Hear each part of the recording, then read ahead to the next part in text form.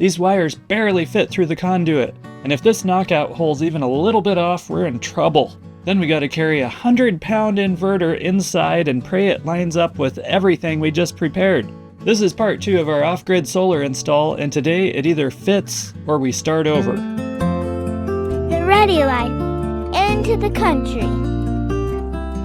So get a load of this. Here is the breaker box for the house. The preliminary plan is to move this around the corner into the laundry room and put it right here. So here's our new breaker box. We had to pull all those wires over to the new breaker box, and we just haven't got them all wired into the breaker box yet. We are in the process of putting the battery box back together. Tore it apart to get the forklift batteries out. Wow, what a job that was. I think the hardest part is picking the cells up out of the steel case. Yeah, that took some work to get them broken free, but we got it. We got them all hauled up. That was like most of a day thing, just getting the forklift batteries out of here. So we got that out, and we've gotten the system gutted. We've replaced a bunch of wiring. You can see that we have some wiring run because the way that this house is built, nothing is standard or anything, and so in order to fit the wiring in, we had to run all this wiring while we had this stuff torn off. And now our last step before putting the inverter in is the battery box. Now I will say this, we don't need a battery box per se with the lithium batteries. It's not an essential thing. We could have the lithium batteries just sit here without a battery box, and that would be okay. But because they don't gas like lead acid batteries, they don't release hydrogen gas and all of that, and so they don't need to be vented. But with lithium batteries, just as with any other electrical equipment, you do want to keep it away from, where somebody isn't going to accidentally bump into it or damage it, or a child, if we had a child here and got curious, where a child's going to start poking their fingers in places they shouldn't. And so that's why we're putting the battery box back, is just to be physical security for the batteries.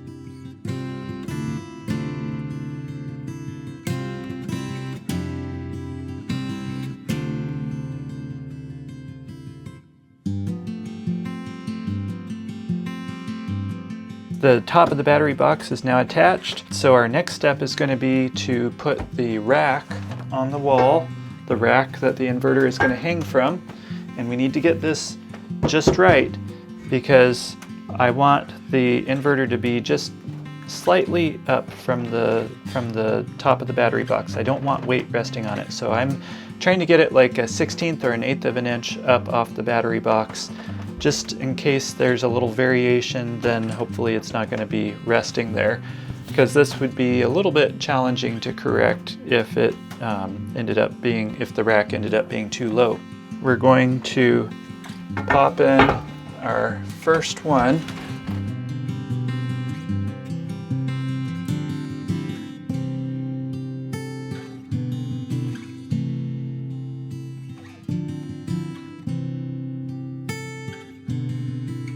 So now we're going to mark for our cutouts where our knockouts are going to be, and we're going to decide where we need the knockouts. So for that, we're going to head out to the shop where the inverter currently is lying on the ground, and we're going to decide which knockouts to take out.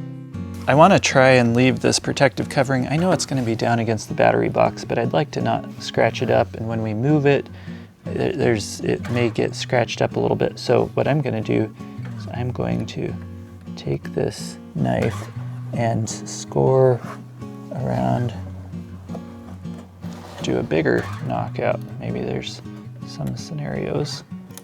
I had it there and then I lost it. There we go. This is some sticky stuff. Okay, there we go. Tore it a little bit there. That's okay. So this will help protect it while I work on that knockout and also while we move it. Let's see here. So I don't know if you can see this, but I can actually push on it in between the attachment points. It's a little bit loose. So I'm gonna put my big slotted screwdriver there and I'm gonna hammer on it.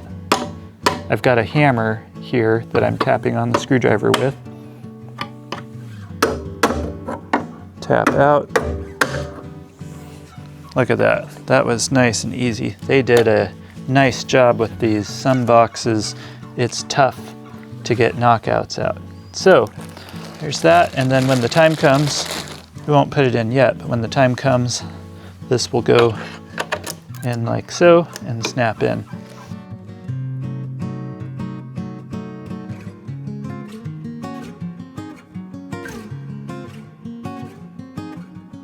Okay, so now our next step is to pop these holes in this plywood for the knockouts.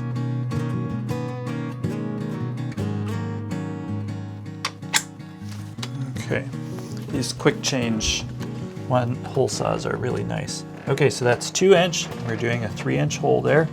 And I might add, it's not a bad idea to just make sure real quick that you don't have any wires or anything that you're about to drill into.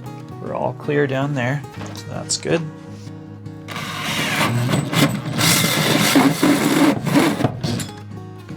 That thing is aggressive. There we go. First one down.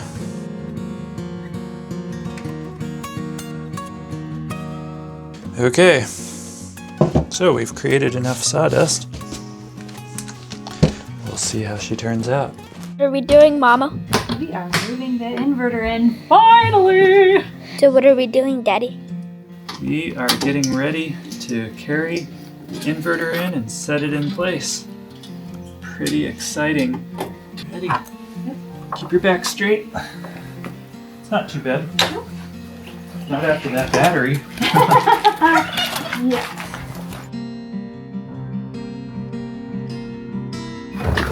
Okay, so this is going to be a little bit interesting.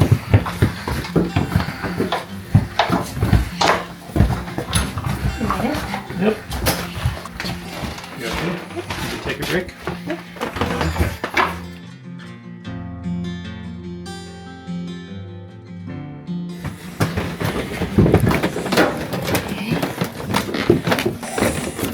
Okay, so let's set it. Let's just slide it up there for now. Regroup. There we go.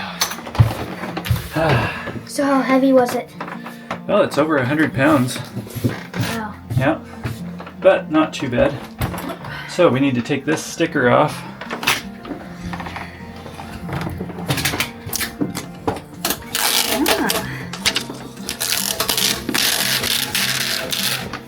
There we go. And this is why I built the battery box sturdy. Yes. Hold the inverter. And me. You're light as a feather. You are too kind. Okay. It'll be easier at this position. Okay. Now, when we get to a good place, That's good. we'll pick it up and scoot it over. So this is going to go on the inside of the bracket there, and these pegs are going to hang there on the bracket. So ready? Yeah. There we go.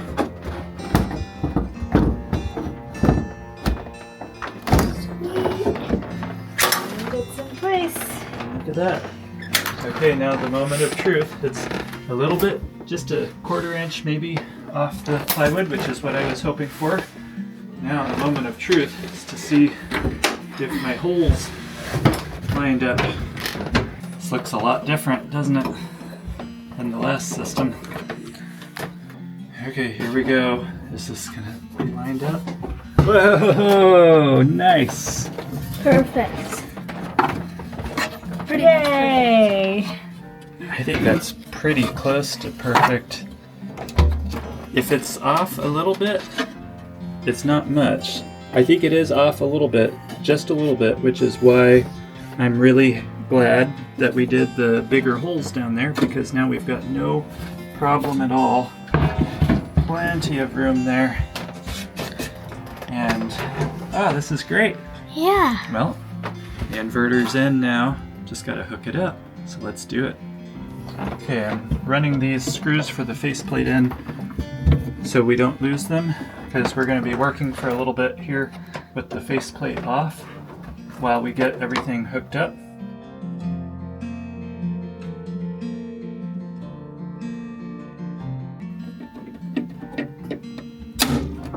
There we go.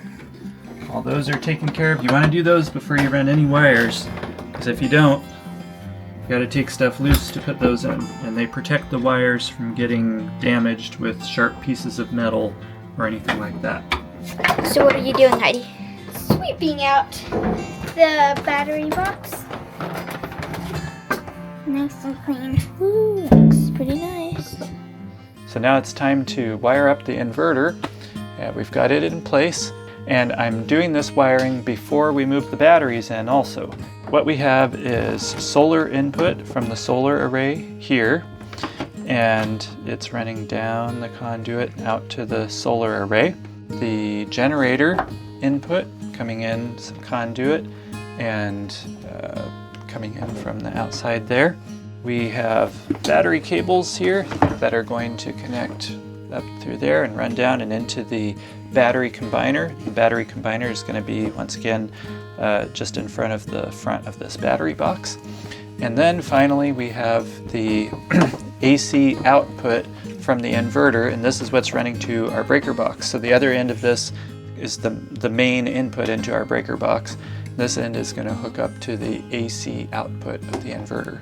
So let's get all this wired up.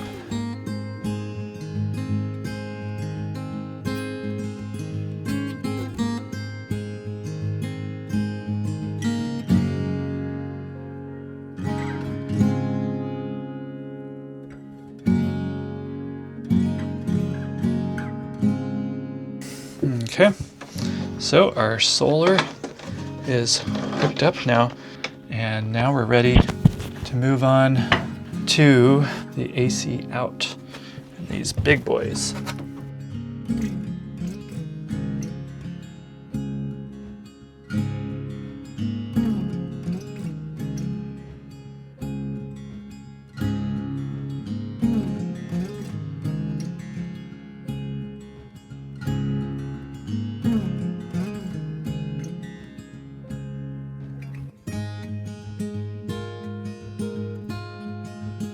Okay, so we've got hot 1, hot 2, neutral, and then we have a ground rod, big, heavy ground wire running over to the breaker box.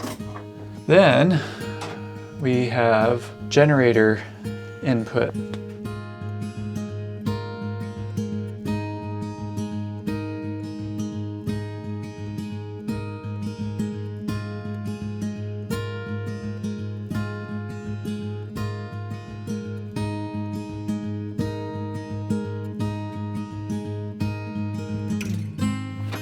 Okay, so now we have the generator input. So now we're going to install the battery cables.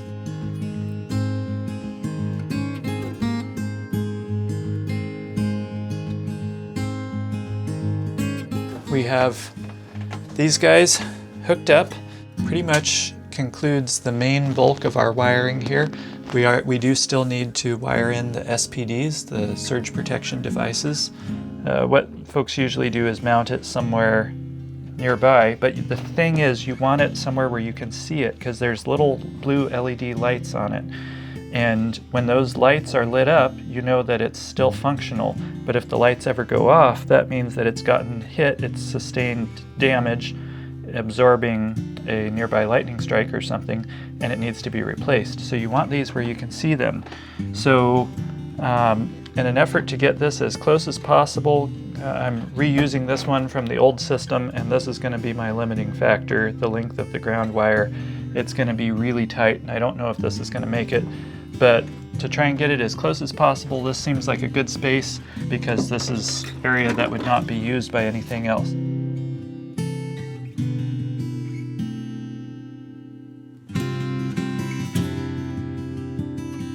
Okay, so we've got our 3 SPDs set up, and over here is the one I was worried wouldn't be long enough, but it is, and that ground wire is going to make it.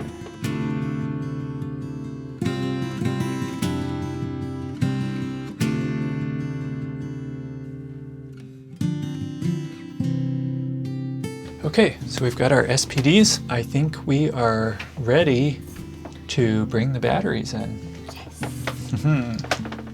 And of course, we're going to clean the wires up with zip ties, make it look nice and neat and everything. So now it's all riding on the next step. The inverter's up, the wires are in, but we haven't powered anything yet. And that's the moment we find out if this all actually even works. So click here to see what happens next.